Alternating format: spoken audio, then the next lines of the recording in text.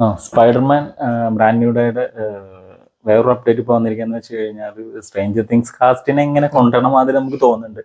ഇപ്പോ stranger things നമ്മൾ Steve Harrington അതായത് ജോയ്ക്ക് സിനിമയിൽ ഹാരി ഓസ്ബോൺ ആയിട്ട് അഭിനയിക്കും സ്പൈഡർമാനിൽ എന്ന് കേൾക്കുന്നു. ഏത് ടൈം ലൈനിലാണ് ഏത് ഇതിലാണെന്നൊന്നും നമുക്കറിയില്ല. അപ്പൊ ഏത് സ്പൈഡർമാന്റെ ഒപ്പാണെന്ന് പോലും നമുക്കറിയില്ല. ഇപ്പൊ ഹാരി ഓസ്ബോൺ എന്ന് പറഞ്ഞു കഴിഞ്ഞാല് നമ്മളെ മെയിൻ വില്ലനായിട്ടുള്ള ഓസ്ബോൺ ഉണ്ടല്ലോ, അതായത് ആ